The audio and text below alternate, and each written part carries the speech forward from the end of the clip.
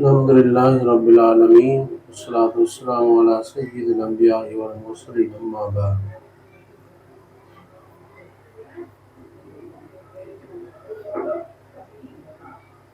عن عبداللہ بن عمرو بن العاص رضی اللہ عنہما ان النبی صلی اللہ علیہ وسلم قال امرت بیوم الاضحیٰ عیدا جعلہ اللہ لہذه الامت۔ حضرت عبداللہ بن عمر بن عاص رضی اللہ عنہ سے روایت ہے قربانی کے متعلق۔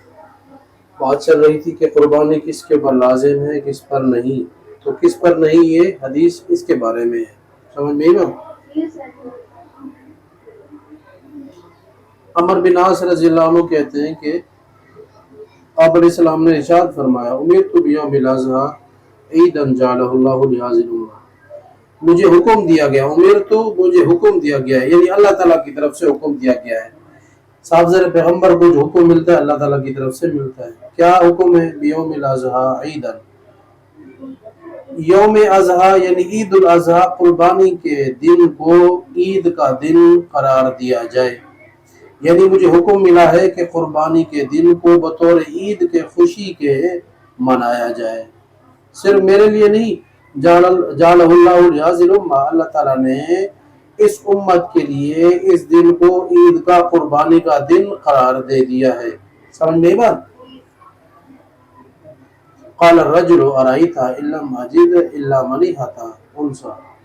ایک شخص نے عرض کیا اللہ کے رسول آپ کیا کہتے ہیں اگر میں نہیں پاؤں سوائے منیہ مؤنث کے، یعنی ایک مادہ جانور ہے کہ جس کا دودھ پینے کے لیے مجھے دیا گیا ہے، وہ منیہ جانور کہلاتا ہے، تو میرے پاس گھر میں بس وہی ایک جانور ہے اور نہیں ہے، تو افا اضحی بہا، کیا میں اس کو بھی قربانی کے طور پر ذبح کر دوں؟ قال اللہ، آپ نے فرمایا نہیں، ولکن تاخذ من شعرک واظفارک، لیکن تو اپنے بالوں کو لے لے اور اسی طرح اپنے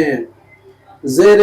لب بالوں کو بھی کاٹ لو اور زیر ناف بالوں کو بھی کاٹ لو، فتل کا تمام اضحیاتی کا عند اللہ، بس یہی تیرے لیے مکمل قربانی ہوگی اللہ کے ہاں۔ مکمل قربانی سے مراد تیرے اوپر قربانی تو نہیں ہے، لیکن جو حکم ہے کہ قربانی کے دن بال ناخن وغیرہ کاٹے جائیں، تو یہ بھی اگر قربانی کی نیت سے، ثواب کی نیت سے اگر کوئی کرے گا تو اس کو ثواب ملے گا۔ اب یہ کہ حکم کس کے لیے ہے؟ پہلی بات تو یہ ہے کہ قربانی کس کے ذمہ ہے؟ قربانی صاحب نصاب غنی استطاعت رکھنے والے کے ذمہ ہے، چونکہ اس بندے کے بعد، اس صحابی کے بعد چونکہ یہ ایک جانور تھا، منیہ عرب میں یہ نیکی کے طور پر کسی دوست کو، کسی غریب کو دودھ پینے کے لیے جانور بکری یا گائے اور یا پھر اونٹنی یہ عارضی طور پر دے دیا کرتے تھے، کہتے تھے کہ اپنی حاجت پوری کرو اس کا دودھ پیو، تو وہ دودھ پیتا اور اس کی دیکھ بھال وغیرہ بھی کرتا، تو ان کے پاس کسی کی وہ جانور مادہ تھا کہ جس کی وجہ سے وہ اس کو استعمال میں لا رہے تھے اور دودھ پی رہے تھے، اسی کے متعلق انہوں نے چونکہ سوال کیا، چونکہ یہ ان کی اپنی ذاتی ملکیت نہیں تھی اور یہ غنی بھی نہیں تھے، تو اس لیے آپ نے اجازت نہیں دی کہ آپ کے اوپر قربانی نہیں ہے۔ ساتھ ان کو یہ حکم دیا کہ اپنے بالوں اور ناخنوں کو، یعنی ناخن ہاتھ پاؤں کے لے لے، کاٹ لے، اسی طرح زیر لب ہونٹوں کے آس پاس جو بال ہیں، داڑھی کے ہیں یا مونچھوں کے ہیں، جو منہ میں جا رہے ہوں، لب میں جا رہے ہوں، تو ان کو کاٹا جائے۔ ان کا آپ نے حکم دیا کہ زیر لب بالوں کو تم کاٹ لو اور اسی طرح زیر ناف بالوں کو بھی کاٹ لو، یہی ثواب کے اعتبار سے آپ کی مکمل قربانی ہے۔ اب یہ دو صورتیں ہیں، پہلی صورت یہ ہے کہ جو قربانی کر رہا ہے اس کے لیے مستحب یہ ہے، فرض واجب نہیں، مستحب یہ ہے کہ اپنے بال اور ناخن قربانی کرنے والا ارادہ رکھتا ہو یا قربانی کا جانور لایا ہو، تو ذی الحجہ کا چاند جیسی نظر آئے گا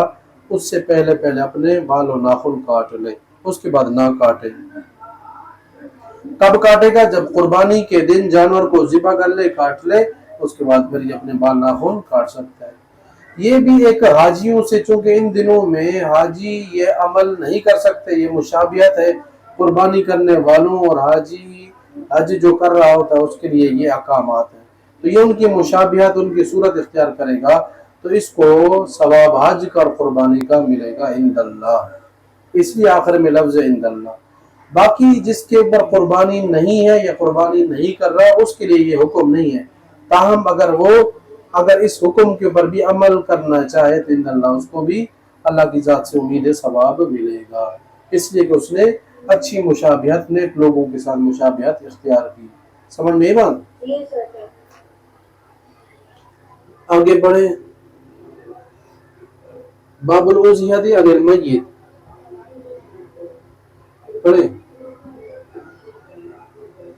قال حدثنا عثمان بن مسلمة قال حدثنا شريك عن ابن حسناء عن الحكم عن حجر قال رأيت علي رضي الله عنه يضاحي بكبشين فقلت ما هذا؟ قال إن رسول الله صلى الله عليه وسلم أوصاني أن أضاحي عنه وأنا أضاحي عنه۔ اگلا باب ہے کہ مرحوم کی طرف سے قربانی کر سکتے ہیں کہ نہیں، تو مرحوم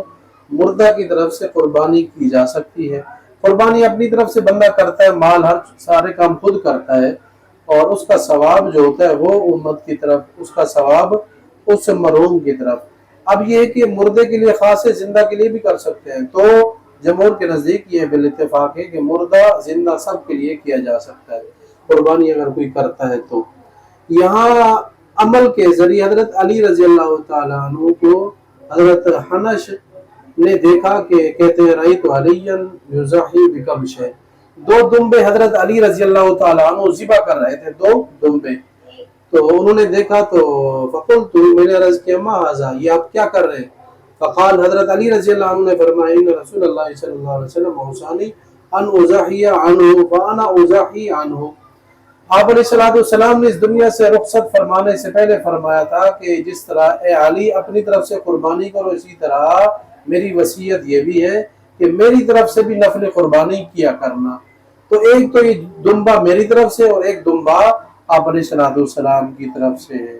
اسی طرح آپ علیہ السلام نے خود بھی، آگے روایات آئیں گی، آپ علیہ السلام نے خود بھی اپنی اور اپنی امت کے لیے جو بعد میں آنے والی تھی یا جو غریب تھے سب کے لیے آپ علیہ السلام نے نفلی قربانی کی ہے، تو یہ نفلی عمل کہلاتا ہے، نفلی ثواب پہنچایا جا سکتا ہے۔ تو حضرت علی رضی اللہ تعالیٰ عنہ نے بھی عمل کے ذریعے بتایا، آپ علیہ السلام کی وصیت بھی تھی، اپنی طرف سے بھی کی، اور آپ علیہ السلام اس موقع کے اوپر اس دنیا میں نہیں تھے، پردہ فرما چکے تھے، تو حضرت